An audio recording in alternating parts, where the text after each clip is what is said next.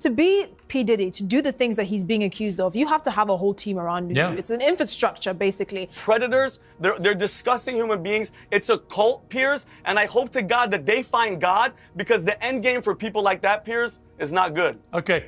Jason, shocking allegations levelled at Sean Diddy Combs have burst the floodgates on salacious claims about an industry many people believe harboured a monster. Understandably, the internet's ablaze with claims about these events and whether other powerful figures were involved too. Well, last week I interviewed Jaguar Wright, a singer-songwriter who's made claims about Diddy for years. Those claims had already received a lot of attention in the media across many platforms for many years. And that's the thing about platforms. The reality of the modern world is that pretty much everyone has a platform as long as they have something to say that other people want to hear. That's why we invited her on to be interviewed. The people making these claims have an audience with or without shows like mine. Well, Jaguar Wright unexpectedly made several serious allegations about Jay-Z and Beyonce during that interview. As I said in the moment, they were not present to respond or defend themselves. But now they have. Their lawyers contacted us to say that those claims were totally false and have no basis in fact. And we've therefore complied with the legal request to cut them from the original interview. Editing interviews is not something we do lightly at a show called Uncensored. But, like the proverbial cries of fire in a crowded theatre, there are legal limits on us too. And we apologise to... Stay tuned. Something is brewing behind those prison walls. Diddy's isolation isn't just about confinement. There's a storm about to hit. What secrets will surface when the walls start talking? Not unexpected, Piers. If you've watched a single interview with her, you'd know she's been saying that for quite some time. First correction, but let's go. During that interview. As I said in the moment, they were not present to respond or defend themselves. But now they have. Their lawyers contacted us to say that those claims were totally false and have no basis in fact. And we've therefore complied with the legal request to cut them from the original interview. Editing interviews is not something we do lightly at a show called Uncensored. But, like the proverbial cries of fire in a crowded theatre, there are legal limits on us too. And we apologise to Jay-Z and Beyonce. Reese, why is he apologizing? He didn't say anything bad. We have the clips. We can go through them. In fact, we have them on my video. I have not received a cease and desist. What is your reaction to Piers not only apologizing, but editing them out of the YouTube video? Dude, I'm shocked. I'm shocked.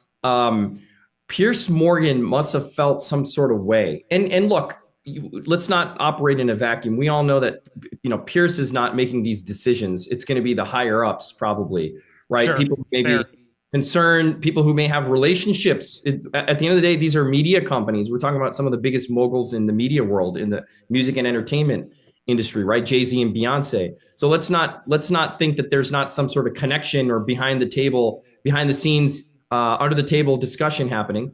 That being said, that's all speculation. What we do know is what we've seen Piers Morgan say, which is, I got a legal demand and we're editing our video. And I'm blown away that they would comply with that, because they meaning Piers Morgan and his show is simply allowing people who claim to have personal knowledge on the show to attest to what they've heard and seen. We also had another guest on the show who counterbalances it and says, hey, I would never give this woman a platform. I don't believe a word she says, right? You and I heard that. Correct, so correct. There's they didn't like that he said it, but he said it exactly. They said, this guy's not telling, she's a conspiracy theorist, is what Vlad said. So even if you wanted to argue, well, the other side was said.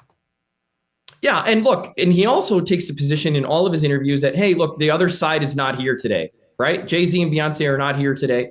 Get them on the show. Maybe he invited them, right? Have them make a public statement. We don't know all these things, but for him to just edit the video is pretty shocking. It tells me that he's legitimately scared of getting... This isn't just about survival, it's a power game. Sean Diddy Combs thought he was untouchable, but now he's in a place where fame means nothing. And stuff, because we come on and share our thoughts, and I don't understand how he would be liable for that.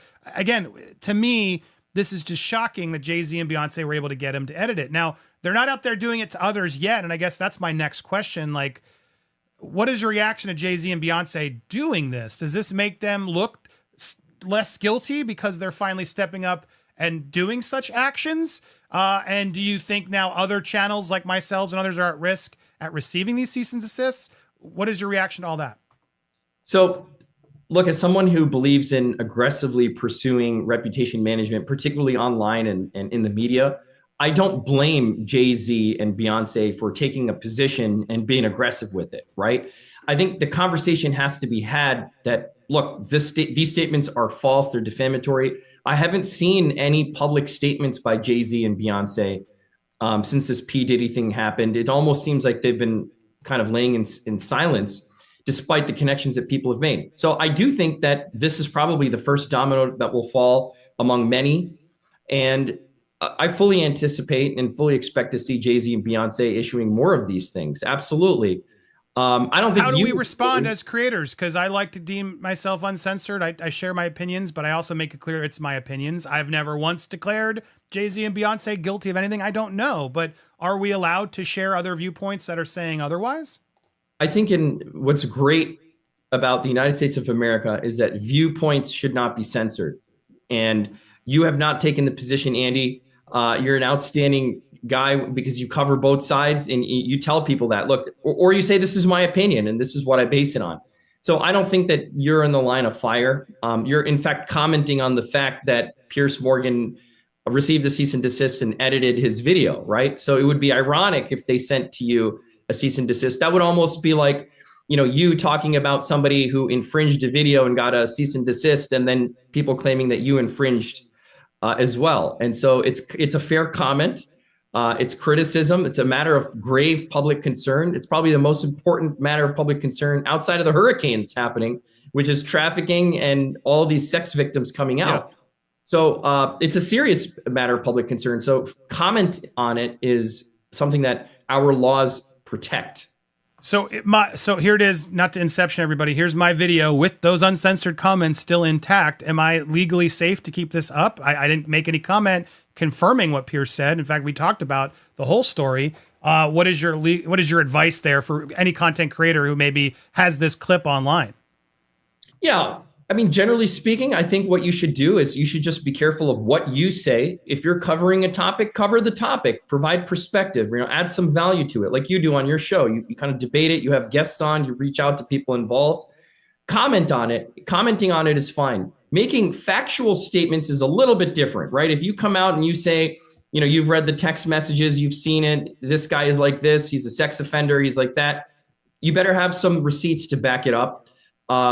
Instead of just making these factual conclusions, make comments like you are. Criticize the fact that Piers Morgan has a show called Uncensored and yet is censoring himself. And we haven't seen the cease and desist letter, right? Yeah. Well, he's also in London. They do have different laws. That could be part of this as well, to be fair. But go ahead. Yeah, no, I was going to say they do have different laws. And we saw this at play in the Johnny Depp Amber Heard litigation that occurred, in London. It's interesting because there, the burden of proof for the most part is on the defendants versus here, it's on the plaintiffs bringing the defamation claim to show falsity and damage, right? So there it's on sort of the defense that could be behind it. But they also have these journalistic privileges as well. They don't have a First Amendment like we do in the United States of America. So that's important context as well. So I am not going to play the clips here, not out of fear, but because in case YouTube, which sometimes does suck, stops us, I'm going to point you to this video so you can watch the clips in context. So at the end of this video, I'm going to put it big on screen. Go watch it. I'm going to summarize, though, just to protect myself, because even though I feel like we're in the right, do you think it was a smart move for Jay-Z and Beyonce to make him edit it? Because in a way, that's going to spotlight these clips even more, right? And they can't really stop it now that it's all over Twitter and all over YouTube. As a lawyer, how would you advise someone in such a situation? Like, should they have just had a statement of apology, a statement of correction, and let the video still live? Or do you think it was... Behind bars, privilege has its limits, and Diddy's learning that the hard way. The inmates are watching. The guards are talking. He's not just locked up, he's locked in. What happens next? It's about to get shocking. Jay-Z and Beyonce, you're on their PR team, you're on their legal team.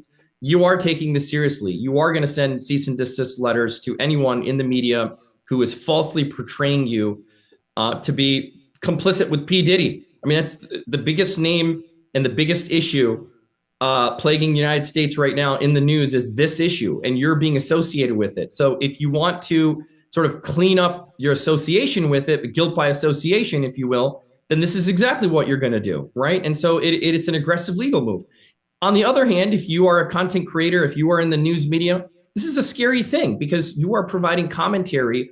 You're interviewing people who claim to have personal knowledge, okay? And she does rub shoulders. This particular woman was an S worker, right? She ran knee deep with a lot of big names.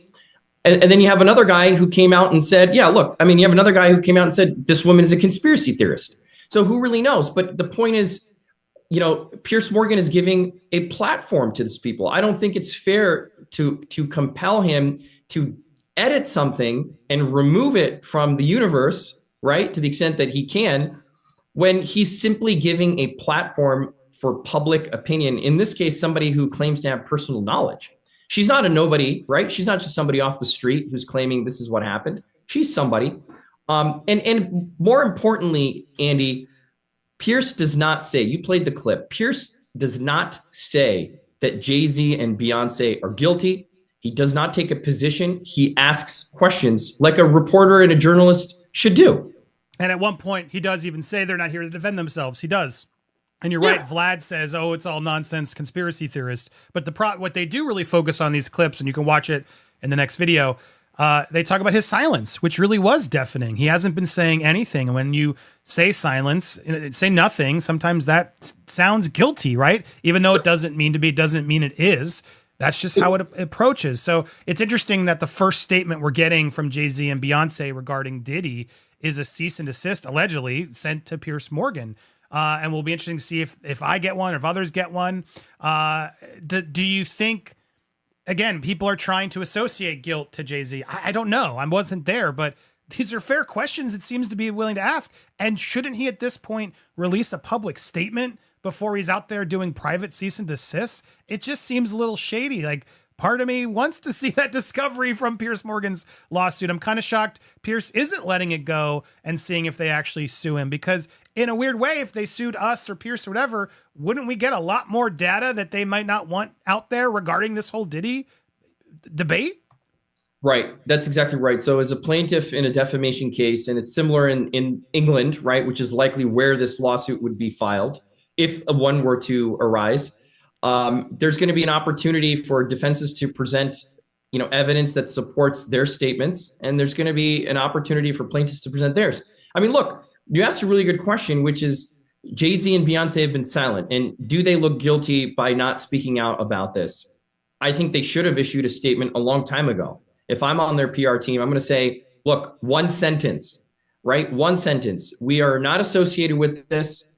We don't condone the acts that were alleged. We're horrified by the tape we saw. We're horrified by the tape. I mean, look, many people have been alleged to be associated with it. Very few, if any, have come out and made any statements at all. And so it's difficult in these situations, right? Because once you make a statement, people then pry that open and you have to make more statements. And it really depends. Again, lawyers have to advise their clients on what's the best under the facts and circumstances. With this high profile of a case, I would expect at least a statement from Jay-Z and Beyonce before they sent a cease and desist. But maybe they're going to do that next. You know, we don't know. You asked a question about, you know, now that they've said something, does it make them sound guilty?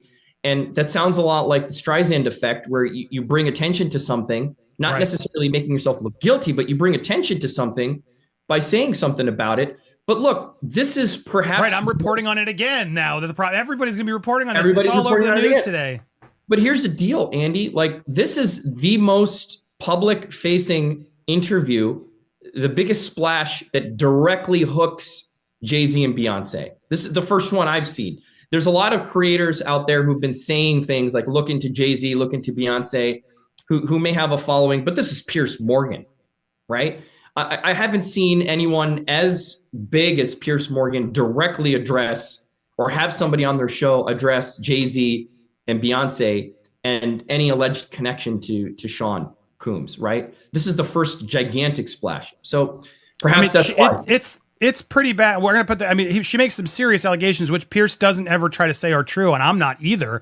But she makes a whole claim about the fact that she has 3 witnesses that are ready to, come forward about sort of behavior that she alleges about, sounding behavior. She makes a theory about Aaliyah. I don't know what's true, but she has a right to put this out there, especially if she has these people that are talking to her. Would that hold up in court if they came after Jaguar and she really did have 3 people who had their own opinions or stories about it? Is she allowed to have a theory about Aaliyah? Like, this is all stuff that she's allowed to do, no? Yeah, that's interesting. So obviously for your viewers, the case of Jaguar, if she's the target of a defamation lawsuit, it's very different than Piers being the target of a defamation lawsuit, right? So she's making factual statements based on actual alleged experiences, meaning she's claiming knowledge of private facts. So she better have those private facts. So if she claims there are 3 witnesses that she's talking to now, she better have names of those witnesses. If she claims that, she was passed around, if she claims that, she specifically says in 2022 that there were experiences, some of which have come to light and surfaced, she needs to have receipts of those things. If she's claiming that she personally experienced them or people told them to her, in order to avoid potential defamation liability in the United States. This isn't just about survival, it's a power game. Sean Diddy Combs thought he was untouchable, but now he's in a place where fame means nothing. Why the hell you gotta talk to me about Jay-Z? They always say, oh, they're going to talk about Jay-Z. Now I gotta talk more about this wig wearing, but I feel a certain way when it comes to what Jaguar Wright says about Jay-Z. Okay. One, I don't know their relationship. I've never seen her around us at Rockefeller. Okay. Not saying that she don't know him, because clearly she's worked with him in some manner. Right. She's got some credits. I looked at her credits. MTV Unplugged and things like that. Yeah. As far as their personal relationship, I have no clue. So I really can't say. Her allegations towards him, some of them to me are like out there, like far-fetched for me to believe. Right. But the other stuff, like he was dating Aaliyah, I've been told y'all that way before she even said that. Right. When I said it, I was, you can't be talking about the dad, and this is 20-something years ago. Right. Right? But even now, Dame admits that it was over Aaliyah, right? I'm the one that told everybody first that Jay was with Aaliyah first. Right. That finally came out. So for me, some of the stuff she's saying, I've been saying as far as that goes. But some of the other things that she alleges, like the Kathy White situation, I don't know about that. Okay. So you kind of like seem like the rest of us. Some may be truth, and then some maybe I don't know about that. Well, what I would say is I wouldn't put nothing past nobody, right? Gotcha. In regards to that, especially in the manner of public humiliation for Jay, having a baby by another woman on Beyonce, who everybody loves. He would have got destroyed in the media, right? But then again, not really, because he's cheated on Beyonce before, and she just take him back and take him back and take him back. Right. But she tell all the other women, leave your man. He's I'm irreplaceable. To the left, and all the women will lead a man. But she stayed there with this dude. Now that's something interesting, because I'm hearing people talk about like Beyonce's losing followers now just because of her conversation with, just being aligned with Jay. Right. Well, that could be some truth to that. I don't know. I mean, when she first got with him, a lot of people didn't understand it and supported it until after a certain amount of time. You know what I'm saying? But getting back to the Kathy White thing, the only thing that makes me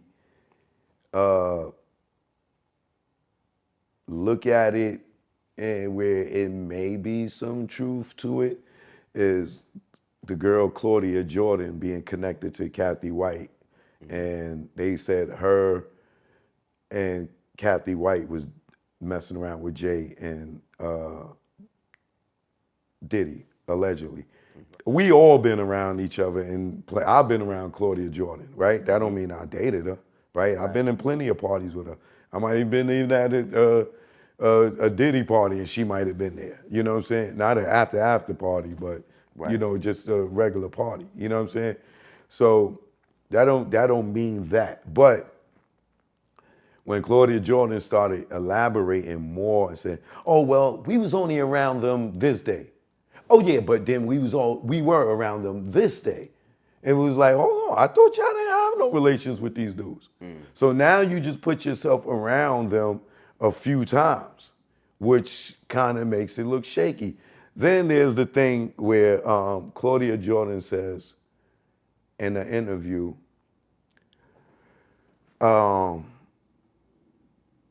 was in regards to Kim Porter dying and people feeling like it could have been mysterious. Like allegedly Diddy could have been behind it, right? Right. So Claudia Jordan says in the interview that,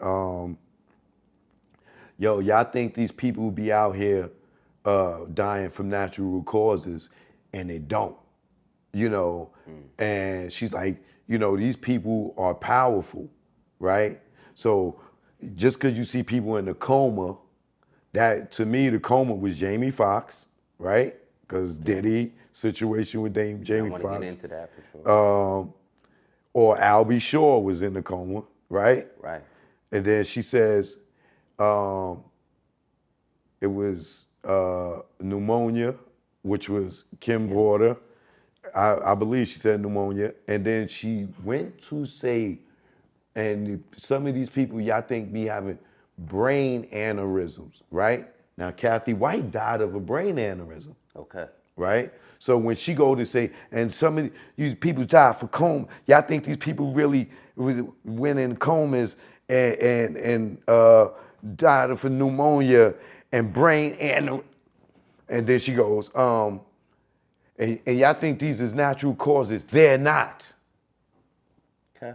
So when she said that, she implicated to me that allegedly she know more than what she's saying. And when she said brain aneurysms and that she didn't really die of a brain aneurysm, right, allegedly, that some foul.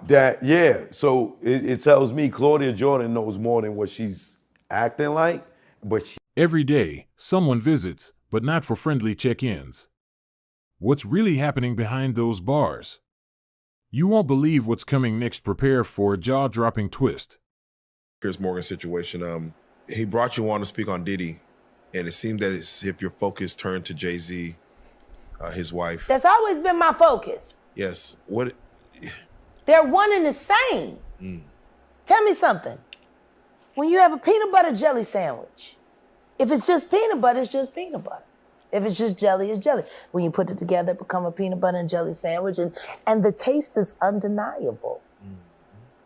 You saying Diddy and Jay-Z is peanut butter jelly? Peanut butter and jelly.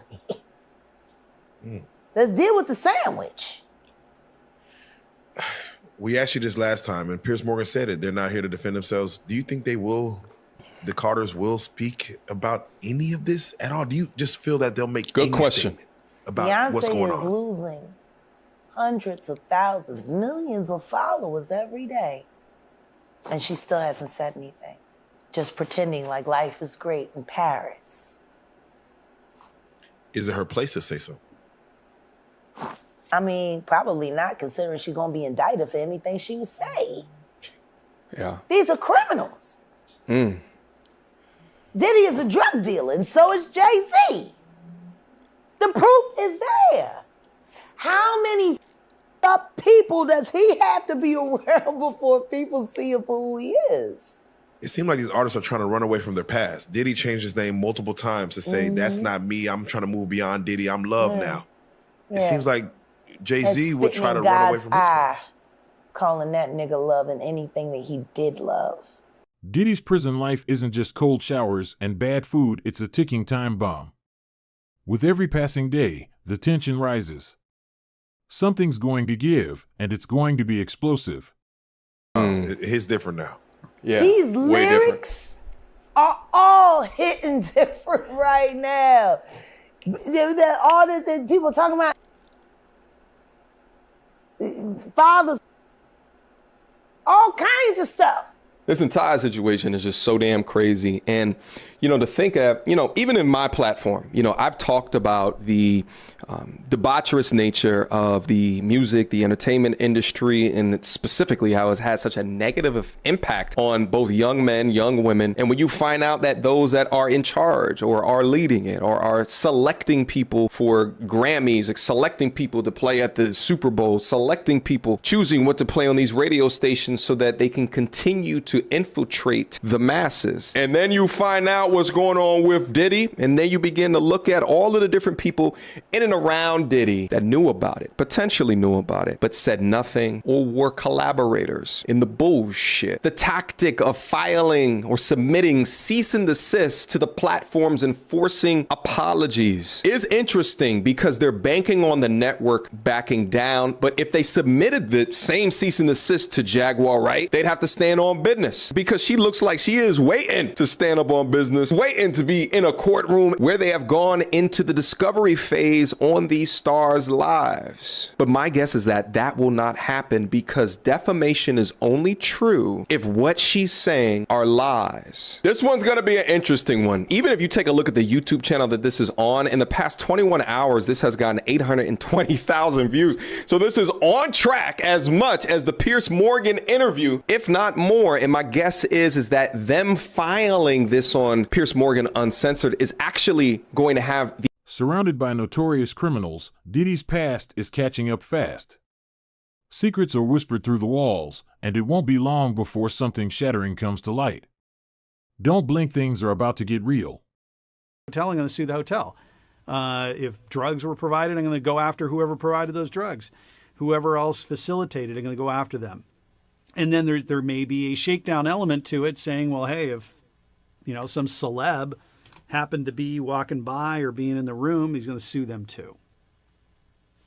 So should they be nervous? Is this something in a civil case that actually could cause them damage? And I guess the other question I have is, if you're repping a celebrity, is it better to come forward at this point if you know you might be complicit in one of these things? Or is this, you don't want to call his bluff and you want to sort of wait until you know they have you? Do you know what I mean? Yeah, this is very difficult. So sure, anyone should be nervous. You know, even a false allegation against you could be extraordinarily damaging. And we all know from following these stories, people read the headlines. They don't necessarily read the stories. Allegations that are made kind of stick and are very difficult to undo later on. So yes, people should be nervous about getting caught up in this horrible web. Now, if somebody's in the crosshairs, they're probably going to get a demand letter. And so what'll happen is that plaintiff's attorney, Busby in this case, would probably send a letter to that person saying, here are our concerns. This is the information that those concerns are based upon, and, you know, kind of work with us or we're going to sue you. And then the celeb's going to have a decision to make at that point because they know it's going to happen. And the classic advice is say nothing and let it work out in the court. But more people are now pivoting towards getting in front of the story and probably coming out there and making a statement and saying, yes, I went to a Diddy party, but these things didn't happen in my presence. And I got to caution people to think about the difference between a Diddy party that he's famously known for giving with lots of celebrities. It's a white party. There. Yeah, exactly. There's tiers to the party, it seems. Well, exactly. The freak off. And I know the freak offs were allegedly recorded for his own sick purposes. But the white party or something like that, you have lots of people in attendance, lots of people with cameras recording this. If freak offs were happening during a white party, we would have all seen video of that by now. So there's a difference. There's got to be a difference between the regular party and the freak off. So whether celebs got involved in the freak off, I have no idea. But if they were there, they're gonna really pay the price for this, at least reputationally, because again, it may not have been a crime, it may not even be anything civilly that they could be properly held accountable for, but just morally being present.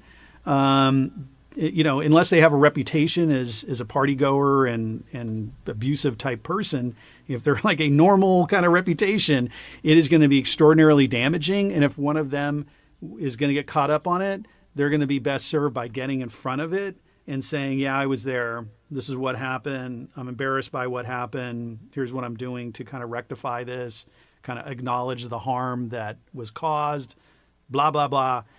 Standard apology should be issued.